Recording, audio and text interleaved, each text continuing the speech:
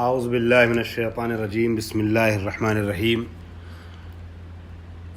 ان جہنم کانت مرصادا للطاغین مآبا لابسین فیہا احقابا۔ میری محترم بہنوں، جامعۃ الفاطمہ سے تعلق رکھنے والی عزیز خواہران اور دیگر تمام برادران و خواہران، طلاب و طالبات، میں آپ کی خدمت میں درس تفسیر قرآن پیش کرتے ہوئے سورہ نبا کی اس آیت تک پہنچا تھا کہ پروردگار عالم ارشاد فرماتا ہے ان جہنم کانت مرصادا، جہنم کافروں کی طاق میں ہے، یعنی جہنم کے جو ذمہ داران ہیں، مسئولین ہیں، جن کے ہاتھوں میں اللہ نے امور جنت و جہنم کو سونپا ہوا ہے، وہ آنے والے بندوں کے انتظار میں ہیں، اور اہل خیر بہرحال جنت میں داخل کیے جائیں گے، لیکن اہل جہنم کے لیے لفظ مرصادہ کا استعمال کیا گیا ہے۔ اور یہ لوگ جو ہیں طغیان گر ہیں، اور ان کا ٹھکانہ اور آخری ان کی قیام گاہ جہنم ہی ہے۔ چنانچہ قرآن کہتا للطاغین مآبا، یہ لوگ وہ ہیں سرکش کرنے والے ہیں، اور ان کا آخری مسکن اور آخری ٹھکانہ جو ہے وہ جہنم ہی ہے۔ للطاغین مآبا، یہ جہنم ان کا انتظار کر رہی تھی۔ اور پھر قرآن کہتا ہے لابسین فیہا احقابا، اس میں یہ لوگ مدتوں رہیں گے، مدت طولانی۔ احقاب حق کی جمع ہے، اور اس کو یہاں پر مدت کے اور زمانے کے معنی میں لیا گیا ہے۔ پہلے میں عرض کر دوں جو لابسینہ ہے یعنی رہنا، ٹھہرنا، قیام کرنا، لفظ رکنا، یہ لابسینہ خود جو ہے یہ حال ہے، اور حال چونکہ ماشاءاللہ جہاں تک مجھے معلوم ہے تفسیر پڑھنے والی جو ہمارے مخاطبین ہیں، یہ لوگ علمی صلاحیت کے اعتبار سے کافی بہتر مرحلے میں ہیں، لہٰذا اور ہو سکتا ہے غیر حوزوی حضرات بھی اس تفسیر سے استفادہ کریں، مگر ہماری اصل مراد اور اصل مخاطبین ہمارے حوزوی برادران و خواہران ہیں۔ تو ایک جملہ میں عرض کر رہا ہوں کہ لابسین یہ حال ہے، اور حال کے لیے انہوں نے اپنی کتاب میں تفسیر شبر میں جو ہم نے معیار درس قرار دیا ہے، تحریر کیا ہے حال مقدرتن، یہ حال مقدرہ ہے۔ اب حال مقدرہ جب انہوں نے کہہ دیا تو اس کو مجھے نحوی اعتبار سے واضح کرنا پڑے گا، اور جو بھی تفسیر بغیر ادبیات کے یعنی بغیر تجزیہ و ترکیب کے، اور تجزیہ و ترکیب بغیر تفسیر اور معنی کو سمجھے ہوئے حل کرنا آسان نہیں ہے، دونوں ایک دوسرے کے لیے معاون و مددگار ہیں۔ حال انہوں کا حال کی دو قسم ہوتی ہے، اور بھی کچھ قسمیں بیان کی گئی ہیں، مگر جس تقسیم کی جہت سے میں گفتگو کر رہا ہوں، جس جہت سے، اس جہت سے حال کی جو تقسیم کی گئی ہے، حال کو دو حصوں بانٹا گیا ہے، ایک حال مقترنہ ہے، اور ایک حال مقدرہ ہے۔ حال مقترنہ کیا ہے؟ کبھی ایسا ہوتا ہے کہ جو عامل ہے حال کے اندر، فعل، ٹھیک ہے، فعل، شبہ فعل وغیرہ، جو عامل ہے اس کا زمانہ اور حال کا زمانہ ایک ہی ہوتا ہے، تو جب حال کا زمانہ اپنے عامل کے ساتھ مقارن ہو تو اسے حال مقترنہ کہتے ہیں، اور کبھی حال کا زمانہ جو ہے وہ اپنے عامل کے ساتھ ایک نہیں ہوتا ہے، بلکہ حال بعد میں واقع ہونے والا ہوتا ہے، تو اسے حال مقدرہ کہتے ہیں، ٹھیک ہے، حال مقدرہ اس کو بولتے ہیں۔ اب آ جائیے لابسینہ، یہ جہنم میں ڈالے جائیں گے، ہے نا۔ اس کا جو عامل ہے، ان جہنم کانت مرصادا للطاغین مآبا، یہ جہنم میں ڈالے جائیں گے، اور اس کے بعد پھر یہ آگے رہیں گے۔ تو جہنم میں جب ڈالے جا رہے ہیں، اس کے بعد آئے گا رہنے کا مرحلہ، وہاں پر زمانہ در زمانہ، دہر در دہر وہاں رہیں گے۔ تو یہ لابسینہ جو واقع ہو رہا ہے ان کا جہنم میں قیام، یہ بعد میں واقع ہو رہا ہے جہنم میں ڈالے جانے کے بنسبت، اس لیے اس کو انہوں نے حال مقدرہ سے تعبیر کیا ہے۔ اور پھر فرمایا فی احقابا، یہ احقاب یعنی احقاب ظہوراً متتابعتاً، یہ کے بعد دیگرے، ایک کے بعد ایک زمانہ آتا جائے گا، اس میں رہتے جائیں گے۔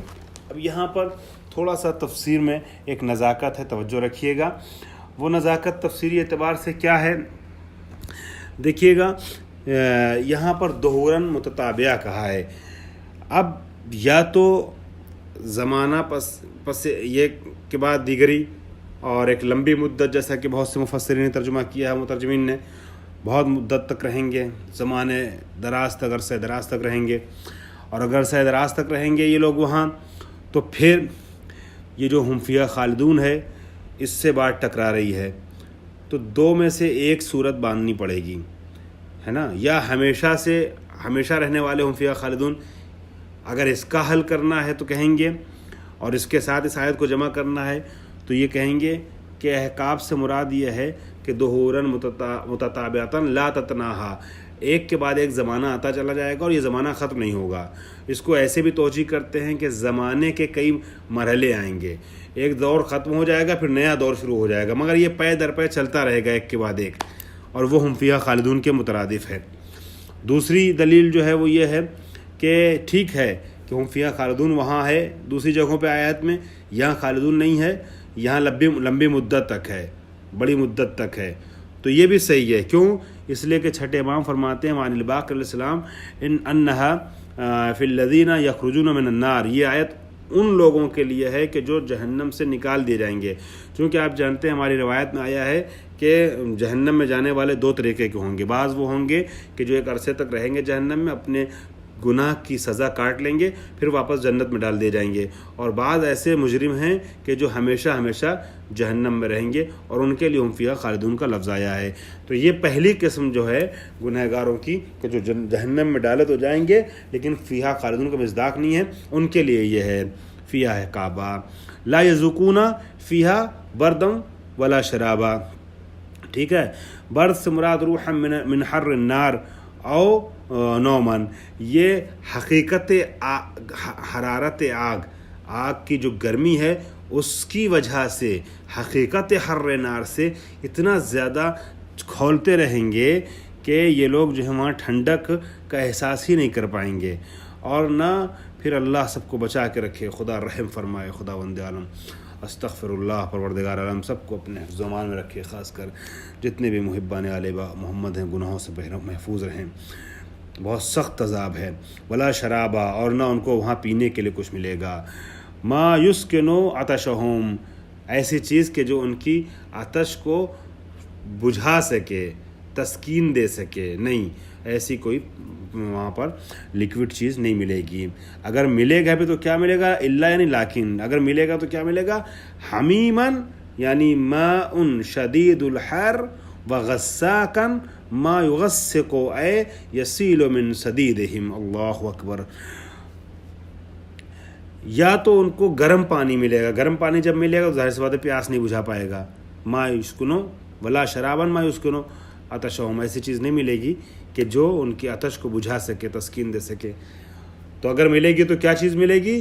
حمیمن، یا کھولتا ہوا پانی ملے گا، اور یا ترجمہ مجھے کرنا ہے، میں مجبور ہوں، وغساقن یعنی بدن سے بہتی ہوئی پیپ، خون اور مواد، اس طرح کے جو پانی، استغفر اللہ، ان سب چیزوں کو ان جہنم کے لوگوں کو دیا جائے گا. اگر ان کو پینا ہو تو ان کو پینے کے لیے پانی نہیں ملے گا ٹھنڈا، سکون والی چیزیں نہیں ملیں گی، تسکین دینے والی چیزیں نہیں ملیں گی.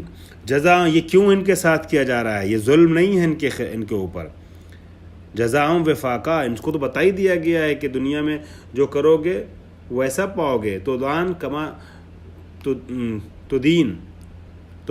تو دین، جیسی کرنی ویسی بھرنی.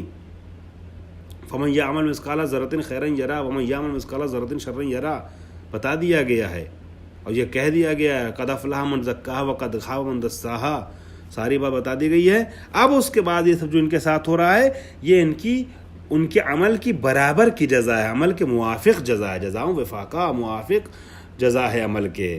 ٹھیک ہے، اور ذا وفاق لعمالہم فی القبح ہے، جتنا برا عمل تھا اس کے مطابق ان کو جزا ملی ہے. ٹھیک ہے. انہم کانوا لا یرجون، یہ لوگ ایسی سزا کے مستحق کیوں بن گئے؟ اس لیے کہ یہ لوگ امید نہیں لگائے تھے. لا یتوقعون، ان کو توقع نہیں تھی ان لوگوں کو کہ ایسی ان کو جزا مل سکتی ہے. انہم یا اور دوسرے لفظوں میں کہا جائے لا یخافون حسابا، پروردگار عالم کے جو حساب اور کتاب سے، جزا اور سزا سے یہ خوف نہیں کھاتے تھے، ڈرتے نہیں تھے. لانکارہم البعث، چونکہ قیامت کو منکر تھے. اگر قیامت کو مانتے تو پھر حساب اور کتاب اور جزا اور سزا کی فکر ہوتی. منکر معاد بن گئے، لہٰذا اب اس کا مزہ چکھ رہے ہیں.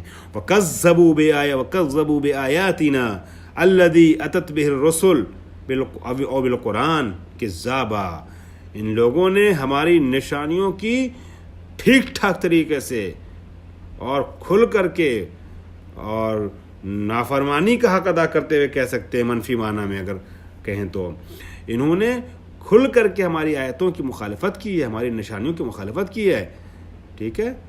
وَكَذَّبُوا بِآيَاتِنَا، وہ نشانیاں کہ جو رسول بتا رہے تھے، رسول لے کر کے آئے تھے، یا قرآن میں جو نشانیاں موجود ہیں ان نشانیوں کی انہوں نے مخالفت کی. وَكُلَّ شَيْءٍ أَحْصَيْنَاهُ كِتَابًا، اور ہم نے تو اپنی کتاب میں ساری چیزوں کو لکھ دیا تھا. کتابا مکتوبا فی اللوح اور فی صحف الحفظۃ، ہم نے کتابوں میں تحریر کر دیا تھا. قرآن میں موجود ہے، لوح محفوظ پہ جو تھا وہ یہاں ہم نے منتقل کر دیا تھا، بتا دیا تھا تمہیں حالات کیسا ہوگا. تم اگر عمل اچھا کرو گے تو ثواب پاؤ گے، ورنہ عقاب مبتلا ہوگے.